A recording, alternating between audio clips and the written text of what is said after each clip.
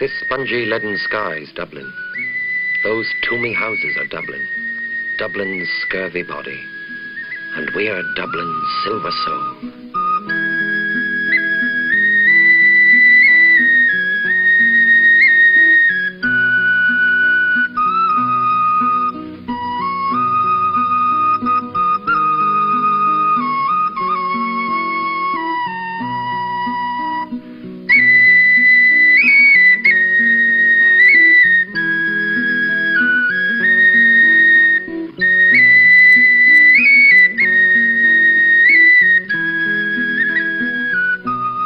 So here I am, back in Dublin. Back for the first time in years for a golf tournament. I didn't know you cared for golf. Oh, just interested. To say we're just interested might be something of an understatement. Anyway, it's an excuse to take another look at Dublin, to recapture its atmosphere and rediscover its people. Oh, people are the same. Kids are the same. Dublin's the same. The same? I hope so, because nowadays so much changes. A look, then, at O'Casey's tombing houses, the scurvy body, the silver soul.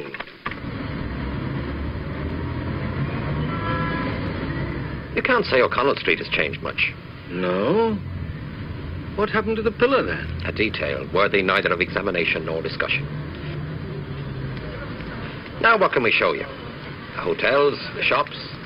Tourist figures are up. Exports and sales of linen, tweeds and whiskey are up. A shopping centre for the world. The skies are not so leaden, then. Good. But this is not really what I want to see. How does Morton put it? Dublin in the early morning is a city the colour of claret.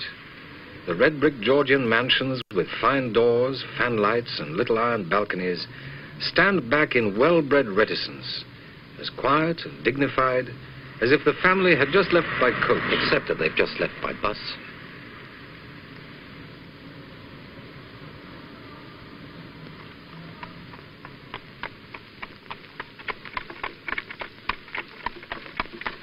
It is only shallow people who do not judge by appearances. Scandal is gossip made tedious by morality. Arguments are to be avoided. They're always vulgar and often convincing. 40 years of romance makes a woman look like a ruin, and 40 years of marriage make her look like a public building. I had some crumpets with Lady Harbury, who seems to me to be living entirely for pleasure now. Never speak disrespectfully of society, Algernon. Only people who can't get into it do that.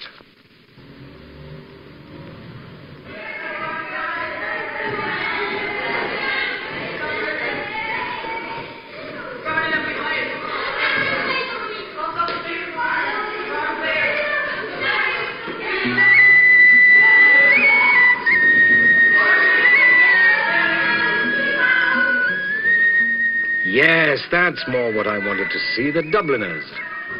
Well, you don't have to look far for them. The city's full of them.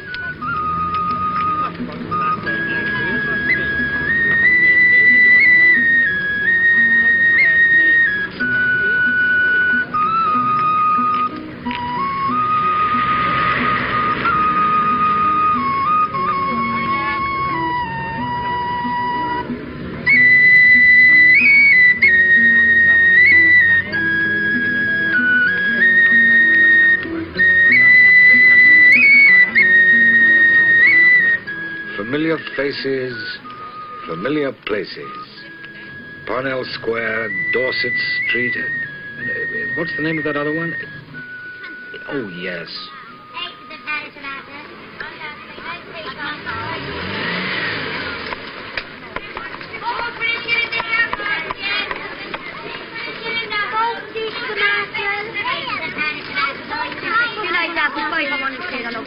Beautiful apples, won't you? I love you. Tomato only a shit, then. Grand apples there, 5 for 1 and 2. 2 pence only the height, that's all for the Apple, L-Dicey, Riley, she has taken to the sum. Poor L-Dicey, Riley, she will never give it up. For the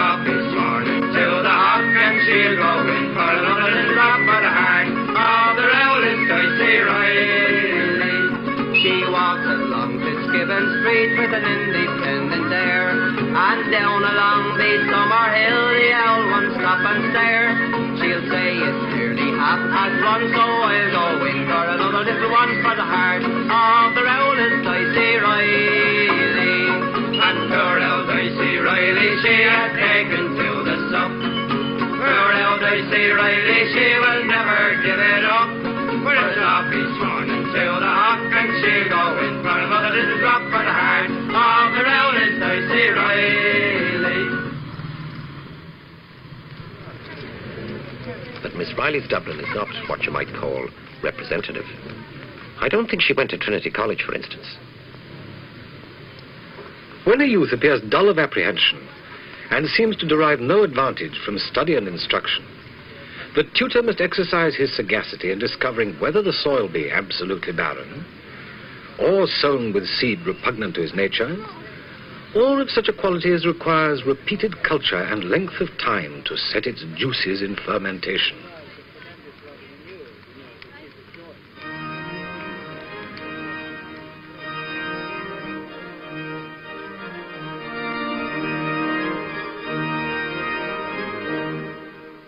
Here lies buried the body of Jonathan Swift, Dean of this cathedral, where savage indignation can no longer rend his heart. Go, traveller, and imitate if thou canst one who used his utmost endeavour in the defence of liberty. He wrote that himself. And did you know that it was in St. Michan's Church that Handel practiced his Messiah? Oh, but I've heard doubts expressed about that. He practiced it there, and anyone who tells you otherwise is not only incorrect in his facts, he's also a dirty liar.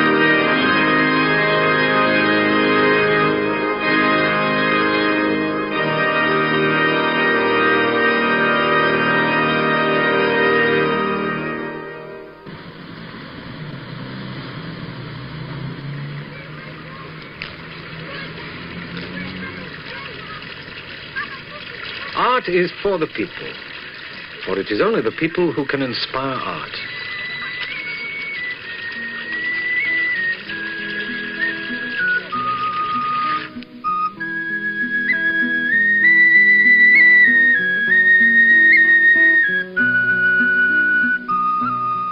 Other people see things and say, why?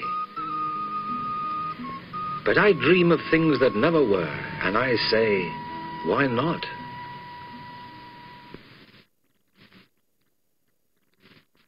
Some of it they term modern art. Well, there has to be a beginning. And if, as Shaw says, to confuse the noble and serious with the base and